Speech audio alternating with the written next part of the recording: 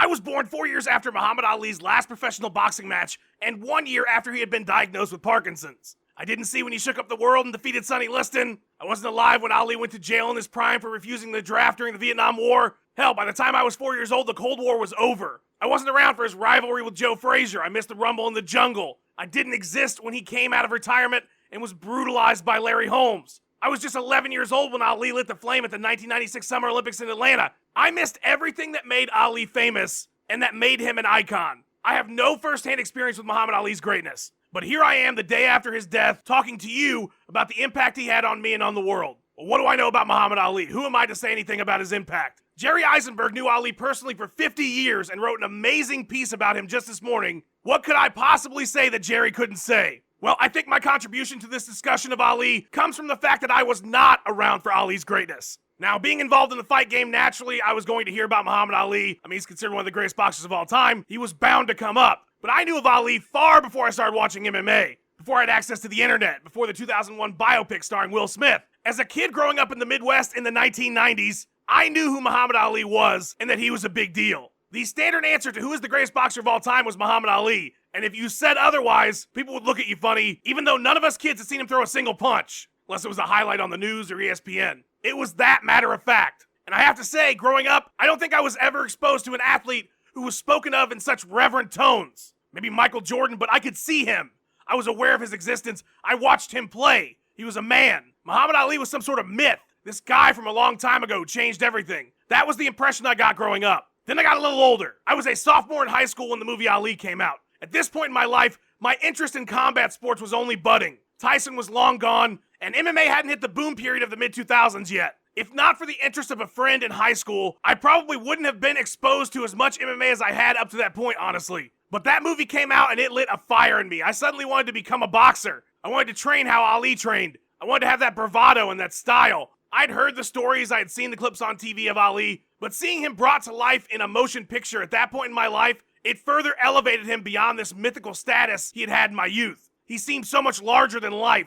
A film that tried to encompass the life of a man in just 2 hours gave me what I thought was real insight into who he was. Suddenly I had a large Muhammad Ali poster on my wall. I had bought books that went through his training regimens. Ali was my favorite athlete ever, even though I hadn't watched him compete even once. Then YouTube came around, and with the power of streaming video and uploaders with little regard to copyright laws, I was suddenly exposed to Ali in a way I had never thought possible. Fights, full fights, highlights for days, videos breaking down his style, tons of interviews and quotes and motivational videos that were pieced together with the words that he had said. If I was a fan of Ali after the biopic, finally getting to see what all the fuss was about when YouTube became prevalent absolutely blew my mind. At that point, I wanted to be everything that Ali was at his core. I didn't want to be exactly like him, although I really wanted to do that shuffle, but everything that he embodied is what I wanted to be. He was bold, he had a way with words, it was like poetry coming out of his mouth, and I'm not just talking about those simple rhymes he put together. He was confident in a way I had never seen before.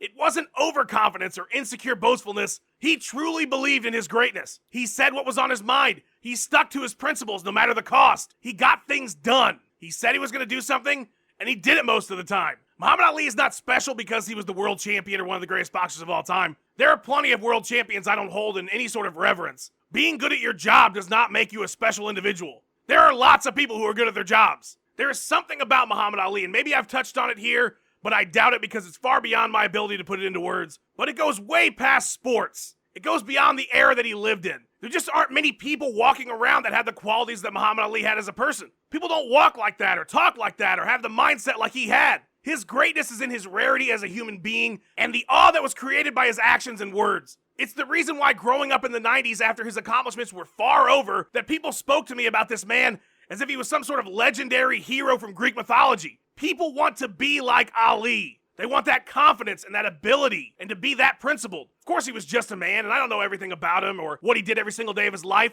but this is what I've been trying to say this entire time. This is what Ali has become for a generation that never saw him in his prime. He is a legend in the truest form of the word. So while we may not have seen him in his greatness thundering away at Sonny Liston or giving a fiery speech, I have no doubt that generations to come will look to him the same way my generation has because he was as rare back then as he is today and will be forever. And that is why he is the greatest.